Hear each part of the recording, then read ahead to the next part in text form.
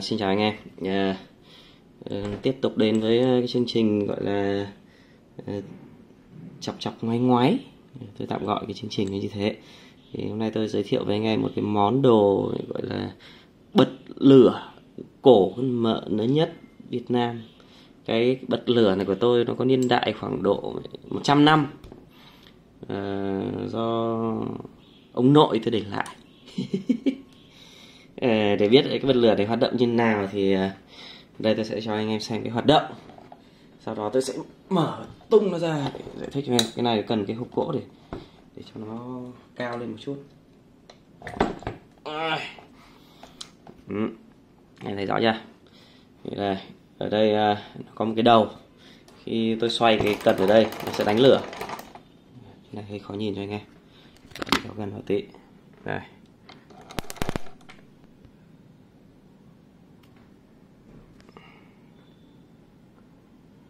Thấy rõ chưa?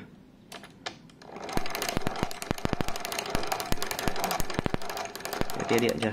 Đây, chỉnh cái này.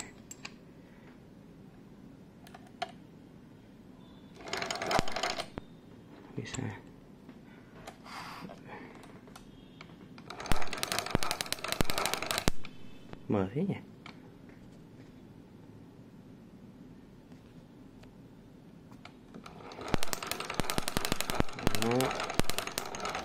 Nhoáy. Đấy, để mà nó cháy được ấy thì ngày xưa ông nội tôi là dùng ít dầu hỏa hoặc xăng hoặc cồn được, chấm nó vào đây. Đấy, rồi quánh. Đấy, là châm thuốc thổi đi. Đấy là cách hoạt động của nó. Thì ở cái thời bao cấp ấy, thì những cái công cụ tạo lửa như kiểu diêm nó rất là hiếm, cho nên là các cụ đã mày mò chế ra một cái đồ như này để sử dụng trong công việc hàng ngày, nhóm bếp, nhóm bủng.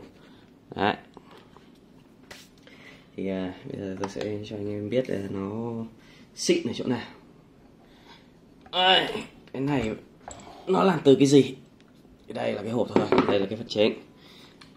Thì đây, tháo ra. Đây thực chất thì nó không phải cái gì đặc biệt cả. Nó là một cái người ta gọi là cái magneto của ô tô. Magneto thì nó là cái bộ đánh lửa.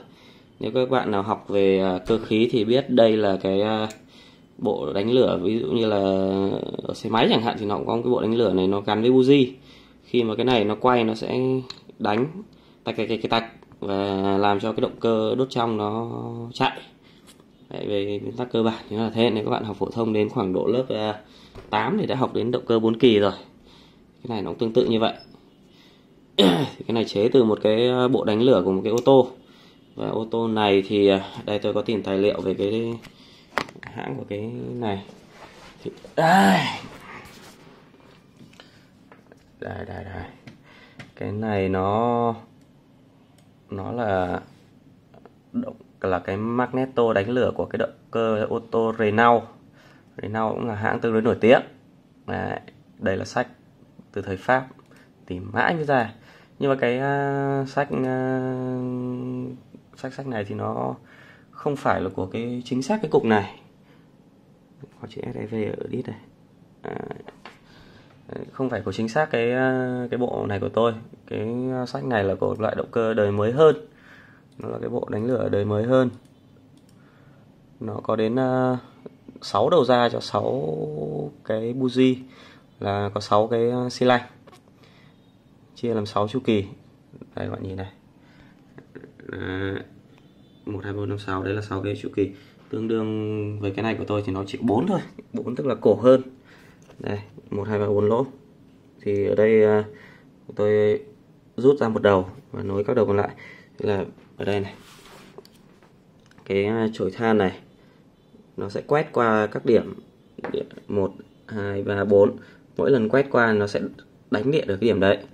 Nhưng mà để thòi cả 4 cái dây ra thì khó quá, cho nên là ông nội tôi là chỉ thòi mỗi một dây thôi. Sau đó là bố tôi chế thêm là nối 4 điểm vào với nhau, thì là quẹt qua điểm nào nó cũng tạch, nên nó sẽ xịn hơn so với cả cái thời ban đầu ông nội tôi chế. thì là phải quay tầm khoảng độ 2 vòng bắt đầu mới được 1 tia. Thì cái này là quay 1 vòng đã được 16 tia rồi. Nó xịn hơn chút. Đấy. Ok. Đấy, đây là tài liệu. Nếu anh em nào biết thì cái này có tận 6 điểm, tức là động cơ còn về sau này rồi. Thì như cái quyển sách này nó chế tạo năm sách này nó phát hành năm 1919. Còn theo ông già tôi kể lại thì cái động cơ này nó sản xuất vào khoảng năm 1855, tức là đến giờ nó khoảng hơn 100 năm rồi, đồ cổ rồi. Ok. Rồi, bây giờ tôi sẽ giải thích qua cái này cho anh em. Đấy, như lúc nãy tôi đã giải thích rồi ấy, thì ở đây nó là cái phần lấy điện ra của nó. Khi mà từ chạy trốn nha, để tôi cây này.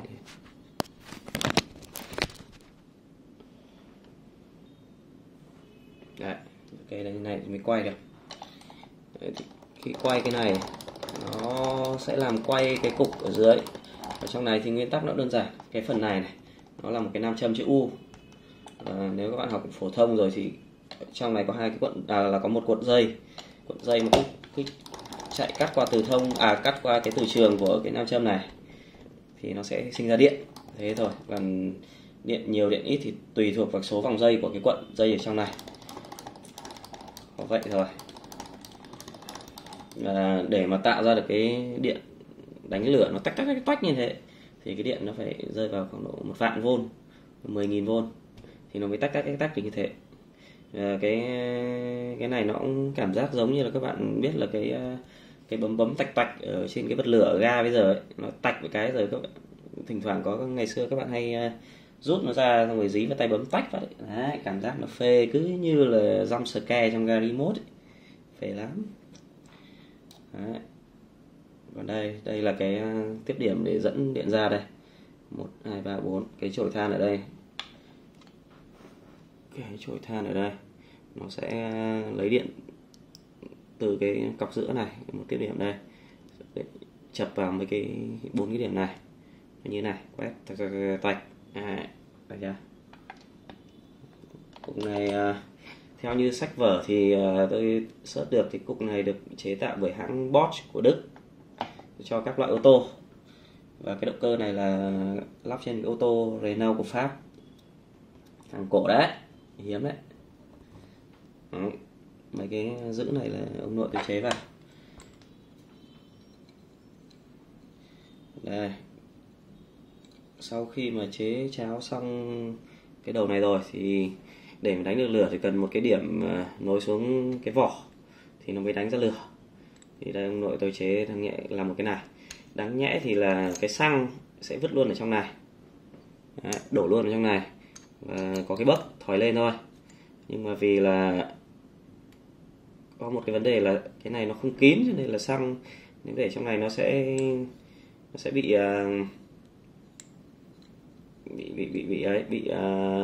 bay hơi. Nếu mà muốn đấy thì phải có cái chụp đậy cơ. Vì thế cho nên là thay vì để ở bên trong này thì bố tôi đã chế ra một cái lọ nằm bên ngoài như thế này để đựng xăng, khi nào cần thì rút nó ra. Đấy. Trên này có cái đầu rẽ, rút ra chấm vào cái đầu bấc. Thế thôi.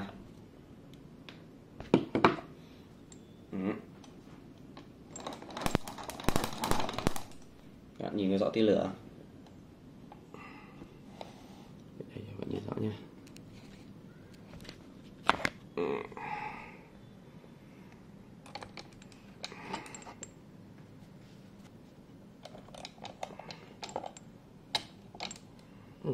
Khó không các bạn. Các bạn chè chuốt để tôi xem nó vào vỏ cho dễ nhìn.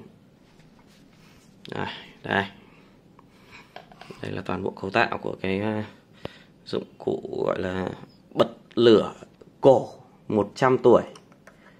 Đấy, này hiếm lắm đấy, không phải ai có đâu. Chấm này.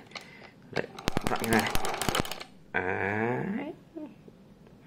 Cái này sử dụng xăng hoặc dầu hỏa thì nó sẽ bị khói đen như này, các bạn nhìn thấy không?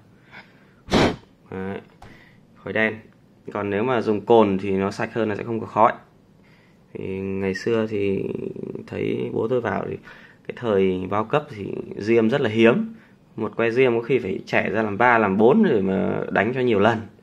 Mỗi lần nhóm bếp mất que. Đấy. Thế nên là ông nội tôi chế ra cái món này là cũng gọi là trong khu phố là cũng thuộc dạng đại gia đấy, không phải phụ thuộc vào diêm. Đấy, cái này thực chất là ngày xưa ông nội tôi dùng để châm điếu. Thế thôi, lâu lâu giới thiệu anh em một tí cho vui. Đây, cái này cái động cơ gốc của nó thì cái này được cải tạo rồi. Cái động cơ gốc của nó là không có hai cái bộ bánh răng này. Thì nói qua một chút về kiến thức cơ khí. Thì cái bộ bánh răng này nếu mà bỏ hai cặp bánh răng này đi thì quay cái này, bên trong nó có hai trục, một trục này, trục dưới sẽ là chủ động, nó sẽ truyền động lên trục trên và làm cho cái đánh điện ở đầu này nó quay. Thì với cái tốc độ là cứ mặc định của nó thì là quay một vòng này thì cái phía trên này nó mới quay được nửa vòng. Cho nên là nguyên gốc của nó khi mà quay cái này một vòng thì chúng ta hai vòng trên này mới đánh được một tia. Đấy, thêm cả cái chỗ nối 4 cái cực vào nữa nhé, chưa tính cái đấy, mới được một tia. Thế là ông già tôi bắt đầu lôi ra lắp thêm bộ bánh răng này để tăng tỷ số truyền lên. Cái này nó có số răng bằng một nửa cái này, tức là và bên trong nữa, bên trong thì cũng tương tự, cũng là tỷ số truyền là 1-2. Thì là khi quay một vòng cái này, bệ ra đầu này nó sẽ được 4 vòng. 4 vòng này với kết hợp với cả nối 4 cái lỗ này, đáng nghĩa là 4 lỗ, 1 2 3 4. 4 lỗ ra vào một thì nó sẽ được một vòng được 16 tia. Đấy, thì nó với tốc độ nhanh như này. Nghe cụ tôi nói ngày xưa là quay cái này vui lắm, là phải quay hộc bơ ra nó mới cháy được. Bây giờ thì nó xoạch cái là cháy. Đấy. Chậm lại cái cho kinh. Đấy, ngày xưa kinh lắm. Bây giờ đấy, đánh nhẹ cái đã cháy. Xịn chưa? Đố anh em kiếm đâu được cái này nhé. Rồi, video đến đây kết thúc rồi. Cảm ơn anh em. Anh em nhớ sub kênh Hổ Lốn.